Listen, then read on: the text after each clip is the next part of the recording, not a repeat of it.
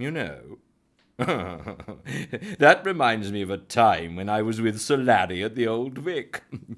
Somebody's mobile phone rang out during one of his soliloquies for, I think, Shakespeare's Othello. I was second or third spear carrier. I don't remember which. I know I was a spear carrier because I remember getting my spear wedged in one of the doorways. Ah, happy days. Yeah, but I digress. You wouldn't believe this, but blow me, the adult member of the audience answered his phone. Sir Larry stopped mid-sentence and announced he would not continue until the gentleman finished his call. The audience member thanked Sir Larry, stating that it was very decent of him, and continued to chat until he noticed everyone glaring at him. He then realized he'd been victim to Sir Larry's renowned sarcastic wit. He quickly hung up. Oh, I know, but that's not the end of it. A few minutes later, the audience member started talking again. He'd only rung his friend back to tell him how the previous call had hilariously stopped the whole play mid-performance and shut up a famous actor who was now, to be honest, a bit of an old duffer and should have retired years ago. I can't say what happened next. The court case is still pending. But it proves my point about adults and mobiles, particularly in public places. There should be some sort of test to check they are able to act responsibly. Perhaps teenagers could test the adults. Now there's a thought. Excuse me, but will you be wittering for much longer? I've escaped from Abbey and was just going to arrange for some warm milk to calm my shattered nerves if there's time. No, all finished. We'll move on. But good stuff, I think. Cutting edge and all that. Okay, then. Oh, by the way, Eric asks if there is any news on the website name. Next episode will be there. I had the feeling you'd say that. So, we head off again to that place millions of miles away, where our villain is also having problems. Stop that, you two! Those are instruments of torture, not playthings. Do as you're told, or there'll be trouble. Right then, if you two don't start behaving, I'll turn you both into frogs. Actually, I like being a frog. Sitting on my lily pad all day, croaking away without a care in the world. Yeah, and you get to eat flies. Cool. Yeah, my record was 15 in 1 minute. Bet I could beat that. But you couldn't. I could do better than you. Oh, please be quiet! I'm getting a headache. I want Colin back. He was a much better henchman. Nah, Colin was rubbish with his stupid leather trousers. Yeah, by the way, where are his trousers? Last time I saw them, they were on your head, Brian. Not telling you, it's a secret. Oh, go on, where are they, Stinky? Guess, smelly. Don't you call me smelly. Smell. Is anyone going to answer that?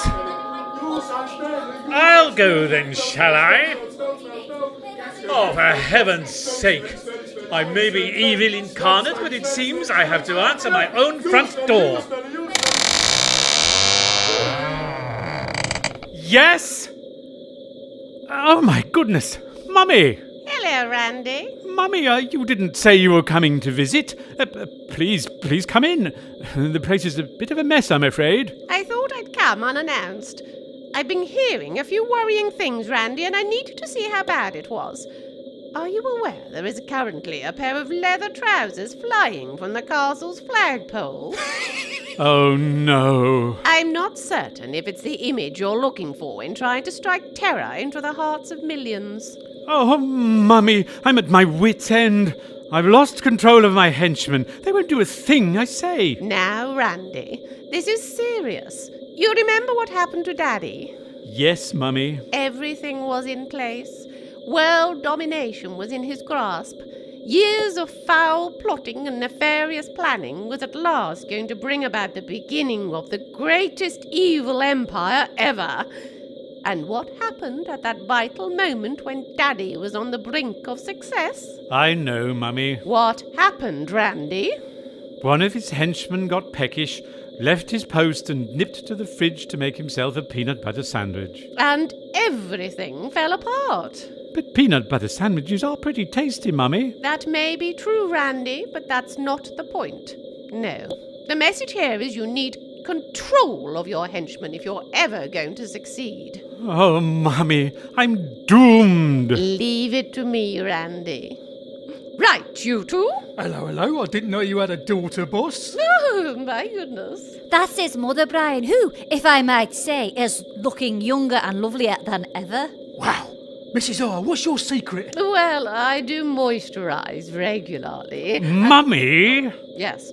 Right, you two. This place is a mess.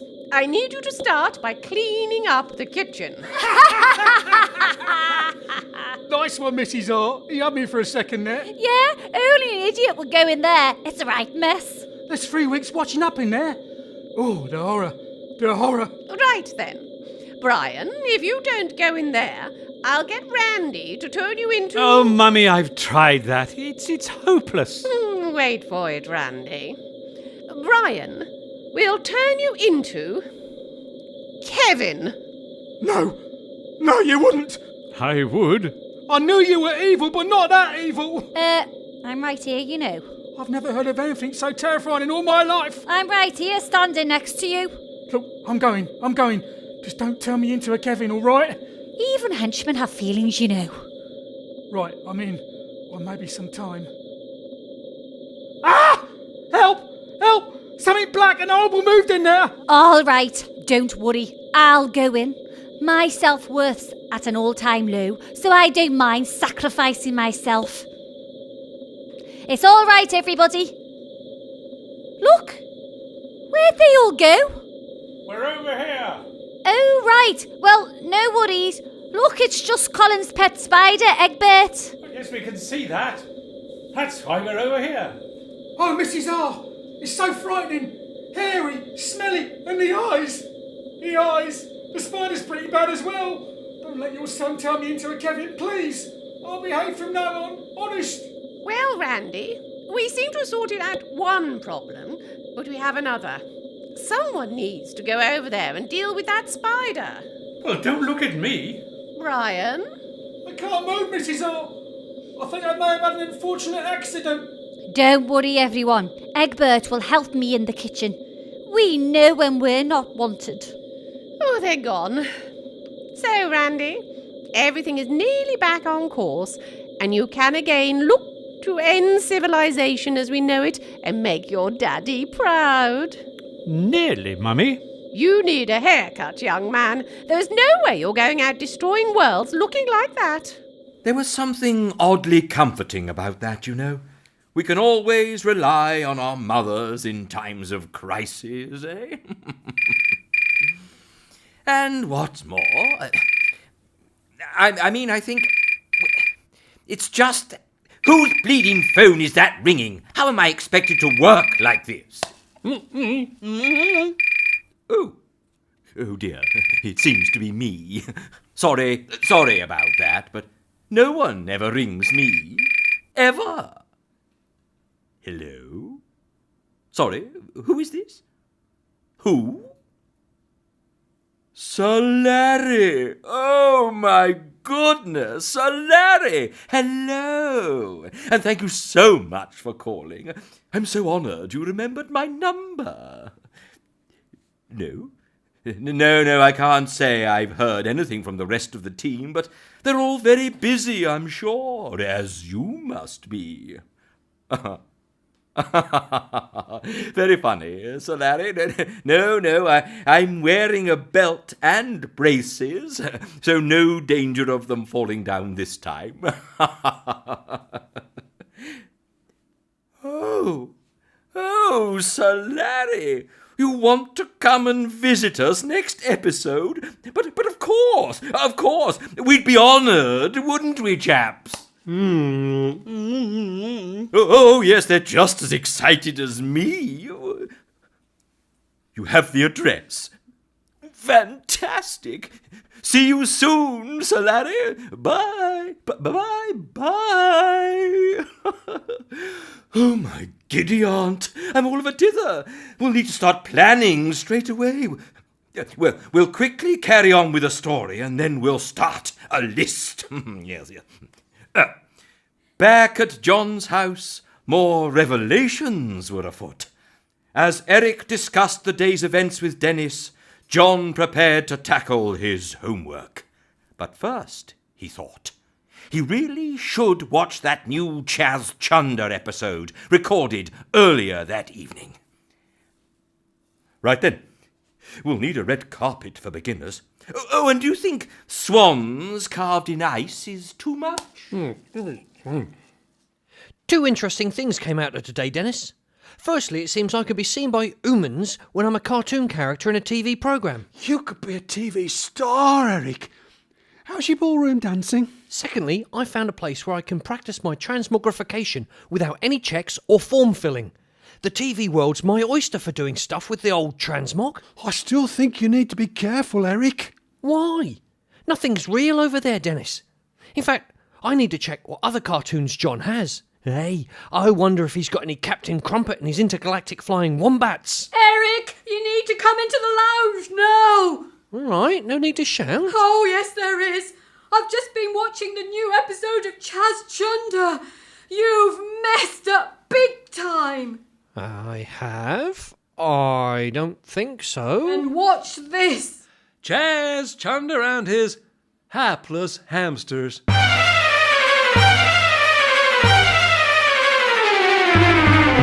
Last week we left Chaz in a perilous position, doing very little. He moosed around, twiddling his thumbs and feeling real sorry for himself.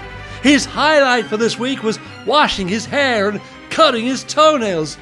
But surely it's only a matter of time before he snaps out of it and gets back to his heroing best. Stand fast, Chaz. Remember who you are. You are the great Chaz Chunder, all-round top geezer and Northern Housewife's choice for Greer of the Year. I warn you, unless you desist in moping around, I will be forced to... but what's the point, really? I'm a complete fraud, and I know it. The hamsters don't need me. I'm just useless and rubbish. Oh, why is there so much pain? Suddenly the hapless hamsters arrive on the scene, but, well, they don't seem too chipper either. I can't watch anymore. I've just been on the internet and it's everywhere saying the programme's lost its magic and could be cancelled. You've got to put this right, Eric. Oh, come on, John. It's not as if they're real. They're real to me. Just because you wanted to prove I should pick my heroes carefully, you've wrecked the lives of my favourite cartoon characters. Well, I hope you're happy. And guess what? I still think my dad's completely useless. Well, at least you've got a dad. What did he just say? It would seem Eric doesn't know who his dad is. I didn't know, Dennis. Otherwise I wouldn't have... I've upset him, haven't I? I've never seen him like that, John. In fact, he's been acting differently over the last few days. Very odd. For a dwarf, he seems to be getting emotional about all sorts of things. Dwarves normally just say things as they are, but Eric seems to be, oh, please don't tell him I said this. Well, a bit human. Eric didn't reappear. And John went to bed that night, confused, angry and worried in equal measure. How had his life suddenly got so complicated? He also realised he'd not done his homework, but convinced himself he could wing it as usual. And so we leap forward to Tuesday and school again. And Colin. If you recall, Colin had not been clear at the end of the previous school day where he now lived. But a call to Randolph soon sorted that out. He'd been booked into a B&B run by a Mr. and Mrs. Clean Houser. Randolph was especially proud of his skilled transmogrification on Colin that meant every time Colin went through the door of a B&B, he magically transformed into the adult Colin Powers, a banker, so avoiding awkward questions. Colin understood why Randolph had done this, but was somewhat confused by a sudden desire to own as many spondulics as he could, whilst doing as little as humanly possible to justify said wads of dosh. This, and an inexplicable desire never to wash his feet again. In many ways, Colin was relieved to transform back to a boy as soon as he left for school. Right then, the boss said yesterday I'm to plan another dastardly scheme to put John in even more peril. Eric can then rescue him and cement their friendship once and for all. To do that, I think I'll need the services of Barry the Bully again and his comical cronies. Aha, and there he is, right on cue. OK then. Here, Barry, what you up to? Not a lot, pal. I've not really got over yesterday, to be honest. I realise this bullying lark is a bit of a mug's game, really. I'm thinking of being nice from now on. Look, see what you think. Hello, cronies. How are you all this fine morning? Well, I hope. Very well, Barry. Thanks for asking, Barry. Bashing, Barry. Now, I don't bash anymore. I'm nice. Remember? Sorry, Barry. I forgot, Barry. Don't bash him, Barry. I'm getting out of this bullying game. I even did my homework last night. You didn't, Barry. I don't believe it, Barry. Can I copy it, Barry? Well, what a waste, Barry. You had so much potential as a bully. I can't believe you're going to throw it all away because of one little setback. Hey? Oh, right. You chicken or what? Nobody calls Barry chicken. Oh, is it bashing back on again, Barry? No, we'll just discuss the issue maturely. Why, dear chap, do you feel that I might be a chicken? 'Cause I reckon you're scared of that Jessop fella.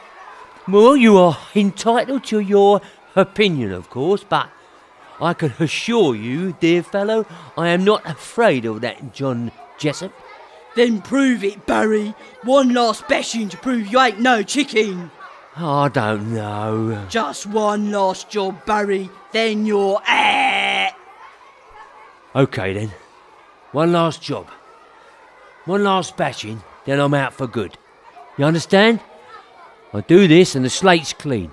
Or you'll never call me again. You'll leave me and my family alone. Forever. Agreed. Guess what, Barry? What? It's bashing time! Bashing, Barry! So, all through that school day, Colin put his nefarious plan into action. He sent a note to John saying he needed to talk to him urgently about something important involving dwarves. He suggested meeting somewhere private and secluded after school. Colin knew the mention of dwarves meant John would come and not tell anyone where he was going. But Colin wouldn't be there to meet him. Oh, no. It would be Barry and his cronies ready to bash. Except Eric would be there as well, of course, and he'd save the day again. Later, Colin rang Randolph and told him the good news. Well done, Colin. That all sounds absolutely spiffing. Eric saves the day, he and John become bosom buddies, and end of all worlds, here we come. Superb stuff, Colin, me old mate. We do need to talk about your pet spider when you get back. Eggy, what's wrong? But other than that, you've always been my favourite. When you get back, Colin, you can choose any milkshake and I'll make it for you. Crikey, I'm honoured, boss. And I'm thinking new leather trousers. Brilliant! Any chance of some cowboy boots to go with them? I've always fancied a pair. Boss, we've just received some news from our spy in the High Council. It seems Eric is not on the human world at the moment, and it seems officially cheesed off with John. What? But that means Eric won't be there to protect John. If he's badly injured, it could mean the end of their friendship and all my plans ruined. Colin, you idiot! What have you done? You know, things really change quickly in the world of evil. I knew you'd make a mess. Mummy questioned whether I was sending the right henchman for the job. I should have sent my favourite, Kevin. Well, you need to sort this, Colin, and sort it quickly. Otherwise, start looking forward to being a ooman for the rest of your life. And there we must leave it for this week. Everyone pretty miserable and glum, it would seem. Apart from all us happy workers getting ready for Sir Larry's visit. We're all so excited here. So please tune in next time for more exciting adventures of Eric the Dwarf. Eric! What are you doing taking those down? Eric the Dwarf! They're there to hold the rose petals. Eric! And don't put the cages for the 6 dozen He's doves terribly there. short. I left that space doesn't mind a specifically single for the fire, waterfall, the shrink. along with the He's still your ice socks swan. and underpants, but doesn't have a bit And of by the half way, a dozen the friends. choir will Oh, no, anyone stand just goes in no front way. of the Very much. falls, so they'll Eric, probably need anoraks and Eric, comfort. Eric the Dwarf! Eric the Dwarf! Eric the Dwarf! Well, the elves have left the building.